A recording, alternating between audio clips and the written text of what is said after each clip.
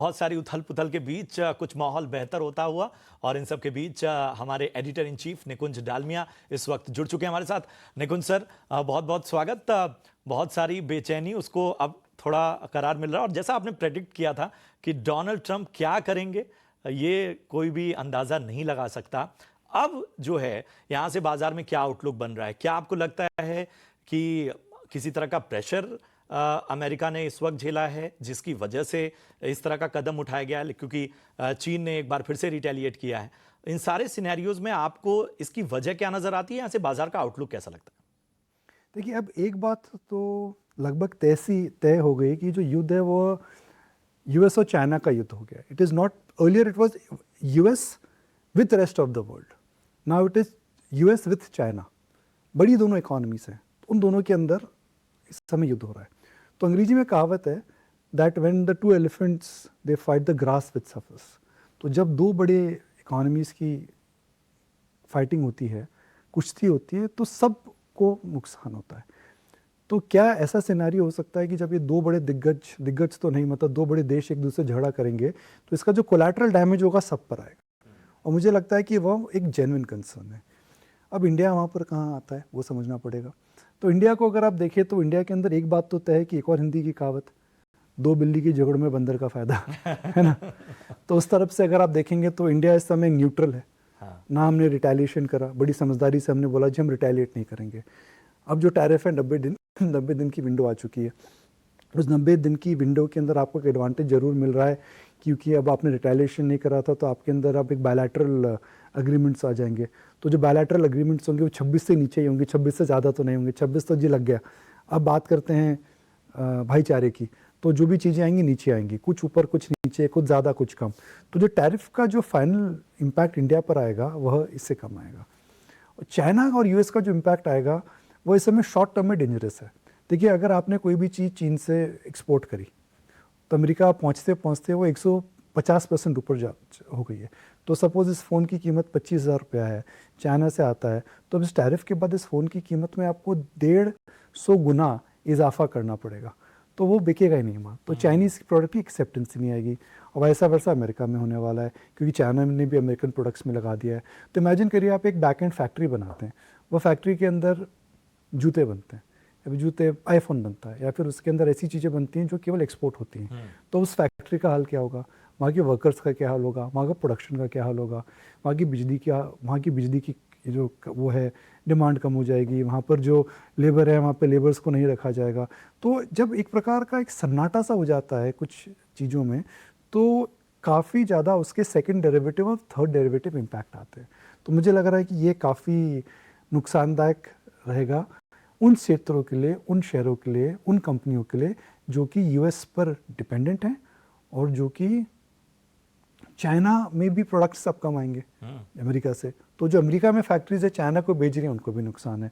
तो अब ये तो समय ही बताएगा कि ये दो बिल्लियों की झगड़े में बंदर का फ़ायदा होता है या दो हाथियों की मशक्कत के अंदर घास का भी नुकसान होता है। ठीक है। सर, आपने कहा कि यहाँ से स्थितियाँ थोड़ी नाजुक हो सकती हैं अगर ये और ज़्यादा गंभीरता बढ़ती है। आम लोगों की समझ से अगर हम समझना चाहें तो वो कौन कौन से क्षेत्र हैं जो लगता है आपको कि अभी फिलहाल कंसर्न्स वाले नज़र आ सकते हैं, जिनका इस पूरी रसाकशी में नुकसान हो सकता है? देखिए, क्या हो सकता है, चाइना के अंदर एक्सेस कैपेसिटी आ जाएगी अचानक। अगर आप यूएस, जो आपका सबसे बड़ा मार्केट है, जहाँ पर आपसे जो आप यूएस के सबसे बड़े ट्रेडिंग पार्टनर हैं, और अगर आपका माल यूएस में अब एक्सेप्ट ही नहीं होगा इस प्राइस हाइक के बाद, Chinese products will not be accepted, तो आपने तो कैपेसिटी में इन्वेस्ट कर दिया है। वो कैपेसिटी में जो आपने इन्वेस्ट करा है, वो आप कैपेसिटी तो आइडल आप पड़े नहीं रहने देंगे। कोविड थोड़ी कि जिस समय आपको एक क्वारंटीन या शटडाउन में जाना पड़ेगा, तो आप कैपेसिटी को क्या करेंगे, या तो हम उसको आप बंद करेंगे, या फिर आप उस कैपेसिटी का वो जो प्रोडक्ट है उसको आप और कहीं लेकर जाएंगे। वो और कहाँ लेकर के जाएंगे वो समझना पड़ेगा। और कहीं ले जाने के लिए क्या आपको माल सस्ता करना पड़ेगा, तो क्या उसकी वजह से चाइनीज़ चीज़ों की डंपिंग हो सकती है। जो चीज़ यूएस में एक हाई मार्जिन पे बिक रही थी अब दूसरे देशों में कम मार्जिन पे बिकेगी और वो डंपिंग हो सकती है। तो सबसे बड़ा खतरा तो ये हो सकता है कि क्या Chinese imports into other countries can they B flooded, या फिर लोकल गवर्नमेंट बोलेंगी जी हम चाइना पे हम भी टैरिफ लगाना चालू करेंगे। देखिए, चाइना एक बहुत बड़ा मैन्युफैक्चरिंग मार्केट है, तो उसका असर तो फ़र्क सप्लाई चेन्स में पड़ेगा। अब इसकी वजह से अगर आप कोई भी चाइनीज़ प्रोडक्ट पे डिपेंडेंट हैं तो आपको वो ऑल्टरनेट खरीदना पड़ेगा। ऑल्टरनेट महंगा हो सकता है, कहाँ से रहेगा, कैसे आएगा, बोलना ये सब मुश्किल है। तो जब कोई भी चीज़ नॉर्मल से हटकर होती है ना, तो उसको एडजस्टमेंट में समय लगता है। बिल्कुल। एक चीज़ सर, इन सारी स्थितियों में जो तमाम दर्शक भी लगातार कमेंट में पूछ रहे हैं कि जो ऐसे सेक्टर्स थे जिन्हें बड़ा डिफेंसिव सेक्टर माना जाता था, फार्मा हो गया, बाकी क्षेत्र हो गए, अब यहाँ से उन पर नज़रिया क्या बन रहा है? और क्या ये जो मौजूदा जोश है, जिसके बारे में कहा जाता है कि बहुत तेज़ चढ़ने वाला जोश बहुत जल्दी ठंडा भी हो जाता है, क्या इस नज़रिए से देखना होगा या आपको लग रहा है कि अभी दमखम बाकी है? देखिए, ये डिफेंसिव्स क्या होते हैं? डिफेंसिव्स वो होते हैं जिनके अंदर आप थोड़े शॉर्ट टर्म के अंदर अर्निंग्स प्रिडिक्ट कर सकते हैं। अर्निंग्स आप कहाँ पे प्रिडिक्ट कर सकते हैं? जहाँ आपको पता है कि डिमांड का नाश या सर्वनाश नहीं हुआ हो। तो हम अक्सर बोलते थे फार्मा डिफेंसिव्स है, क्योंकि भाई कुछ भी हो जाए दवाइयाँ तो बिकती रहेंगी। कुछ भी हो जाए आईटी में तो प्रॉब्लम आने वाली नहीं, बिकॉज यूएस में एक्सपोर्ट हो रहा है। मगर जो आपका मदर मार्केट है, खास करके उन कंपनियों के लिए जैसे ऑरबिंदो फार्मा है, सिप्ला है, लुपिन है, डॉक्टर रेड्डीज है, इनका 50% से 60% तक रेवेन्यू यूएस से आता है। अब यूएस रेवेन्यू आपको पता नहीं कब तक आएगा। तो pharma is not defensive. Pharma right now is on the radar of policy making. तो डिफेंसिव नहीं है इस समय। डिफेंसिव उल्टा है, बिकॉज आपको स्टेबिलिटी यूएस में ज़्यादा दिखती है, इंडिया में ज़्यादा दिखती है, इंडिया में ज़्यादा दिखती है। अगर आप इंडियन मार्केट की बात करें तो अगर आप मैं सुबह आंकड़े देख रहा था, अगर आप निफ्टी में 300-400 पॉइंट और ऐड कर देंगे तो आप ऑलमोस्ट अप्रैल बिगिनिंग के लेवल पर जा रहे हैं। जिसका मतलब ये है कि हिंदुस्तान में तो टैरिफ का असर ही नहीं पड़ा है। कहाँ यूएस मार्केट में गिरावट, इतनी टैरिफ की बातें, और Nifty is not 200-300 more, not more than 300-400 points away from the peak it had in March, in May, sorry in April. तो इंडिया में ज़्यादा एक्साइटमेंट इस समय देखने को मिल रहा है। देखिए, हिंदुस्तान अच्छा, इंडिया आउट परफॉर्म कब करता है? जब दुनिया में थोड़ा सा झटका हो, ना कि बड़ा मुक्का हो, यानी हल्का फुल्का ट्रेमर, हल्का फुल्का slow down, not a depression but a recession और a slow down in US, वो दिख रहा है। Commodity prices when they are down, crude नीचे है, कॉपर नीचे है, क्योंकि हम एक कमोडिटी इंपोर्टर हैं। तीसरी होती है लिक्विडिटी और इंटरेस्ट रेट, वो आ रही हैं। तो जो सेटिंग ऑन द टेबल हम बोलते हैं ना, जो 56 भोग लगा हुआ है हमारे टेबल पर इस समय, वह काफ़ी अच्छा है हिंदुस्तान के फेवर में। तो मुझे लगता है कि डिफेंसिव जो हैं वो आपको ऐसे स्टॉक्स रहेंगे जो आपको पता है डोमेस्टिक डिमांड पे ज़्यादा है, और जहाँ पे डोमेस्टिक कंजम्पशन ज़्यादा है। सीमेंट है, टैरिफ का असर नहीं पड़ेगा। पावर है, डोमेस्टिक का असर, उसमें असर नहीं पड़ेगा। जोमेटो, स्विगी जैसी कंपनीज, उनके बिजनेस में क्या फ़र्क पड़ेगा? कुछ फ़र्क नहीं पड़ेगा। अगर आप एक कार कंपनी है जो सिर्फ इंडिया के लिए बनाता है, तो उनको कुछ असर नहीं पड़ेगा। अब हीरो मोटोकॉप है, हीरो मोटोकॉप यूएस में एक्सपोर्ट ही नहीं करता है, उसको क्या फ़र्क पड़ेगा? बजाज ऑटो यूएस में एक्सपोर्ट ही नहीं करता, उसका एक्सपोर्ट नाइजीरिया और श्रीलंका और दूसरी एक्सपोर्टिंग कंट्रीज़ के अंदर है, तो उसको क्या फ़र्क पड़ेगा? तो उसको ऐसे बिजनेसेस में नज़र डालिए जहाँ की लोकल प्रेजेंस ज़्यादा है, लोकल डिमांड अच्छी है। बिकॉज इंडिया की जीडीपी अभी भी ग्रो कर रही है। इंडिया के अंदर जो डिमांड है, because of low base, inflation, interest rate, liquidity, आने वाले दिनों में डिमांड भी ठीक होगी। तो go for that as the new defensive. बिल्कुल। पिछली दफ़ा जब हम चर्चा कर रहे थे तो भारतीय डोमेस्टिक इन्वेस्टर्स की ताकत की बात की जा रही थी, और इसका एक बहुत बड़ा उदाहरण ये है कि जब इस तरह की भी एक्सट्रीम सिचुएशन आती थी पहले, तब बाजार किस तरह से धराशायी होते थे वो हमने देखा हुआ है। अब एक्सट्रीम सिचुएशन में भी बाजार खुद को बहुत ही इंपॉर्टेंट लेवल्स पे थामे रखते हैं। बहुत सारे ऐसे सेक्टर्स हैं जो कहीं ना कहीं एक बेहतर संकेत भी देते हैं। तो क्या ये डोमेस्टिक इन्वेस्टर की हाल फिलहाल की ताकत है? क्योंकि आज भी हमने जो एसआईपी इनफ्लो के डेटा देखे, ठीक है, जाहिर सी बात है इन स्थितियों में थोड़ा बहुत तो वहां पर भी आपको नजर आएगा डेंट, लेकिन क्या मानते हैं डोमेस्टिक इन्वेस्टर्स कितना बड़ा रोल प्ले कर रहे हैं इस वक्त? नहीं, वही कमान संभाले हुए हैं। और एसआईपी के डेटा की अगर आपने बात करी तो पीक से 500 करोड़ कम है, और 500 करोड़ था जनवरी का डेटा। तो जनवरी के डेटा में अगर 500 करोड़ कम हुआ है, और जिसमें नई एनएफओज नहीं है, तो मैं तो बोलूँगा काबिल तारीफ़ की बात है कि हिंदुस्तान का इन्वेस्टर इस समय लंबा सोच रहा है, छोटा नहीं सोच रहा है। एसआईपी कैंसिल ना करें, एसआईपी इस समय आपको रखनी चाहिए। जो आप टैरिफ की बातें कर रहे हैं, साल भर बाद और कुछ बातें करेंगे। आज से 4 साल पहले हम कोविड की बात कर रहे थे। तो ये तो बहुत ही अच्छी डेटा की बात है कि Indian investor is not thinking long term and they are not getting emotional. तो सबसे पहले इन्वेस्टर्स को बोलना चाहिए, भाई सावधान रहे, पैनिक ना करें, पैनिक सेलिंग ना करें। सपोज आपने पैनिक सेलिंग 10 दिन पहले कर दी और मार्केट बढ़ गया ऊपर, हमें नहीं पता था कि 90 डे का पॉज आएगा, हमें नहीं पता था कि चाइना में इतना झगड़ा है। हो सकता है आने वाले दिनों में चाइना से झगड़ा और बढ़ जाए, हो सकता है चाइना का बिजनेस, चाइना से कुछ मिड पाथ मिल जाए। तो जो भी होगा, आप पैनिक करके अगर मार्केट से निकल गए तो वो जब मार्केट उछलेगा आपको पकड़ में नहीं आएगा। तो इस मार्केट में पैनिक सेलिंग ना करें। और एसआईपी का जो डेटा आ रहा है बहुत अच्छा डेटा आ रहा है। जहाँ तक विदेशी संस्था के निवेशक की बात है, प्रशांत, शॉर्ट टर्म में देखिए इस समय सारे एसेट्स ऊपर नीचे हो रहे हैं। कहीं पे बॉन्ड ऊपर हो रहा है, कहीं पे यील्ड्स नीचे जा रही हैं, कहीं पर क्रूड ऊपर जा रहा है एक दिन, तो कहीं पे मैं देख रहा हूँ कि कॉपर नीचे आ रहा है, ऊपर जा रहा है। तो इस समय एसेट्स में जो है वो एक डिसजॉइंटेड कोरिलेशन हो रहा है। हिस्टोरिकली मैं देखता था जब डॉलर नीचे जाता है कमोडिटीज़ ऊपर जाते हैं, मगर अभी डॉलर नीचे कमोडिटीज़ भी नीचे हैं। हिस्टोरिकली कोरिलेशन हम देखते थे कि भाई अगर यील्ड्स ऊपर जा रही हैं, यील्ड्स नीचे, डॉलर नीचे जा रहा है तो इमर्जिंग मार्केट में फ्लोज आना चाहिए, ऐसा नहीं हो रहा है। तो इस समय शॉर्ट टर्म में वो डिसजॉइंटेड कोरिलेशंस पे नज़र ना रखें। मगर अगर कुछ आने वाले दिनों में टैरिफ पे क्लैरिटी आ जाती है तो मुझे लगता है इंडिया का आउट परफॉर्मेंस वापस आ जाएगा, जो अभी ऑलरेडी हम आउट परफॉर्म कर रहे हैं। दूसरा, अभी 90 दिन का कूलिंग ऑफ पीरियड है, तो 90 दिन से पहले तो आप एक प्रकार से आश्वस्त रहे कि कुछ नहीं मिलेगा। ट्रम्प साहब 90 दिन का तो वेट करेंगे ना। देखिए ट्रम्प साहब है, कुछ भी कर सकते हैं वो, मगर लॉजिकली एक 90 दिन का विंडो आपको मिल गया है, जिसके अंदर आपको 90 दिन -2, बिकॉज 2 दिन पहले अनाउंसमेंट आई थी। तो अब आपको 88 डेज का वेट करना पड़ेगा to get the final picture. और उसके पहले न्यूज़ क्या आ सकती है?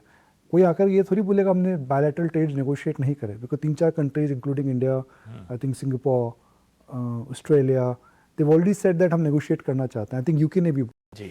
तो मुझे लगता है जो न्यूज़ अगले 90 दिन में रहेगी वो नेगेटिव से कम और पॉजिटिव ज़्यादा रहेगी। क्या बात है। अभी तमाम टर्म्स की आप बात कर रहे थे और निकुंज की नज़र का ये जो वीकली शो है उसमें बहुत सारे दर्शक ये करें कि हम बहुत से ऐसे टर्म्स हैं जिनको थोड़ा सा और समझना चाहते हैं, खासतौर पे नए निवेशक।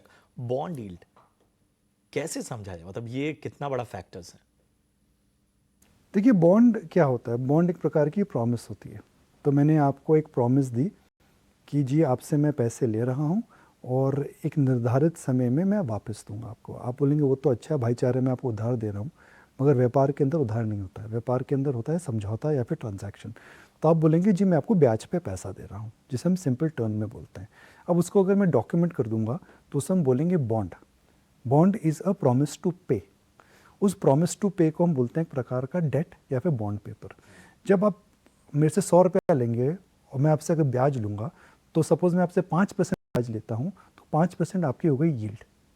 तो जो बॉन्ड होता है वो एक प्रकार का प्रॉमिस होता है कि इस टेन्योर के एक्सपायरी के बाद मैं आपको ब्याज प्लस मूल वापस करूँगा। तो bond is nothing else but a commitment to pay the money back, and yield is nothing else but a प्रकार की ब्याज दर, जिसे हम कहते हैं ना ब्याज पे आपने पैसा दिया तो ब्याज दर पे आपको पैसा वापस मिल रहा है, तो उसको बॉन्ड यील्ड बोलते हैं। यूएस गवर्नमेंट जो बॉन्ड यील्ड यूज़ करती है वो 10 ईयर काफ़ी पॉपुलर है। हम बॉन्ड यील्ड की बात इसलिए कर रहे हैं मार्केट के अंदर बिकॉज अमेरिका की जो इकॉनमी है उसके अंदर इस समय डेट बहुत ज़्यादा है। इन्होंने जो डेट उठाया था वो उठाया था जब कोविड के पीक पर, और कोविड की पीक में इंटरेस्ट रेट्स थी 2%, 1%, आधा %।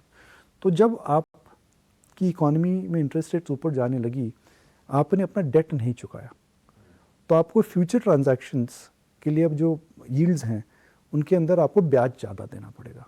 तो अमेरिका चाह रही है कि बॉन्ड यील्ड्स आ जाए नीचे, क्योंकि उनको ब्याज की भरपाई करने में नुकसान नहीं होगा।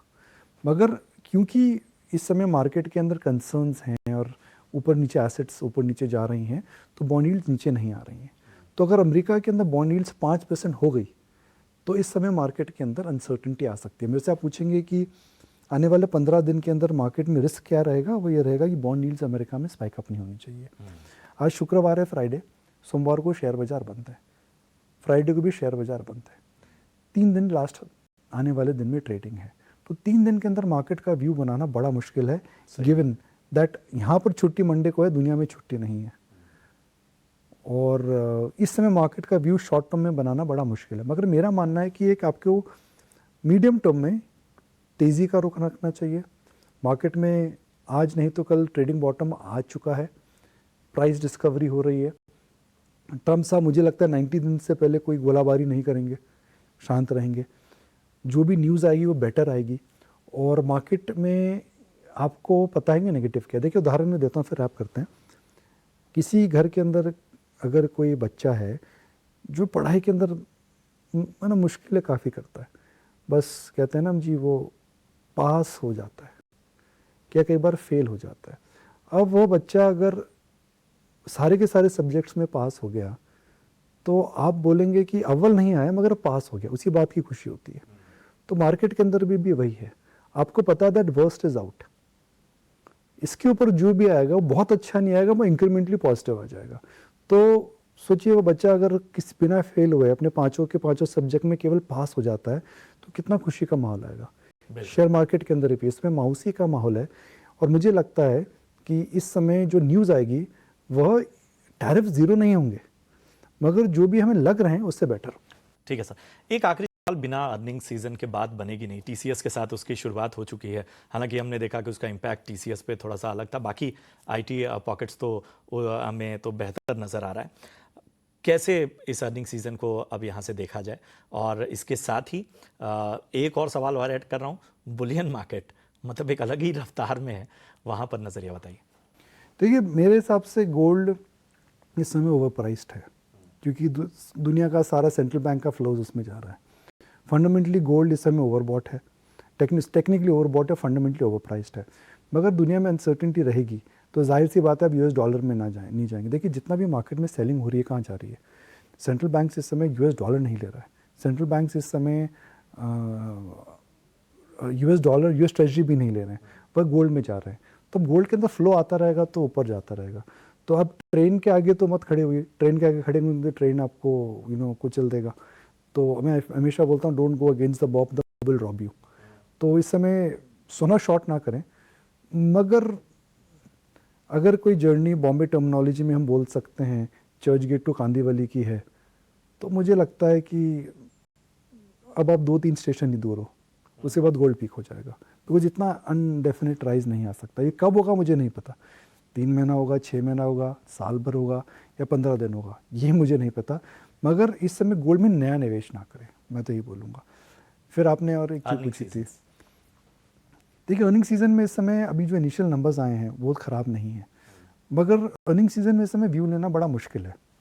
2 फैक्टर हैं, टैरिफ कंपनीज को भी नहीं पता क्या होगा, दूसरा टैक्स कट इस समय किक इन करेगा, तो उसकी वजह से आने वाले क्वार्टर्स में अच्छा फ़र्क पड़ेगा। कुल मिला के मुझे लगता है कि अर्निंग अपग्रेड ज़्यादा है, डाउनग्रेड कम है। सरकार की स्पेंडिंग नॉर्मलाइज हो गई है, बेस इफेक्ट महंगाई का आ चुका है, इंटरेस्ट रेट्स कम है और लिक्विडिटी आ चुकी है। तो अर्निंग सीजन से नाउम्मीद ना, मगर अर्निंग सीजन में इस समय जो ग्लोबल माहौल है वो आपको ओवरशैडो कर देगा। आपको इसलिए ओवरशैडो कर देगा बिकॉज अगर टैरिफ नहीं होते तो हम बात कर रहे होते इकोनॉमिक रिकवरी की, तो इकोनॉमिक रिकवरी भी हो जाए Q4 में, Q1 के अंदर, Q2 के अंदर हमें पता नहीं क्या होगा, यही प्रॉब्लम है।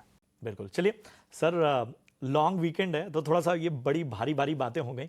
लॉन्ग वीकेंड में आप क्या करने वाले, इस एक्सटेंडेड वीकेंड में क्या कुछ मंडे plan में काम कर रहा हूँ और कुछ निजी काम भी हैं, तो लॉन्ग वीकेंड बड़ा अच्छा लगता है, मगर जैसे हम अंग्रेजी में कहते हैं ड्यूटी कॉल्स, तो ये वैसा वाला वीकेंड है। तो बिल्कुल सर, अच्छा लगा बातचीत करते हुए, Thank you. और उम्मीद करते हैं कि हमने सारे पहलुओं को छुआ।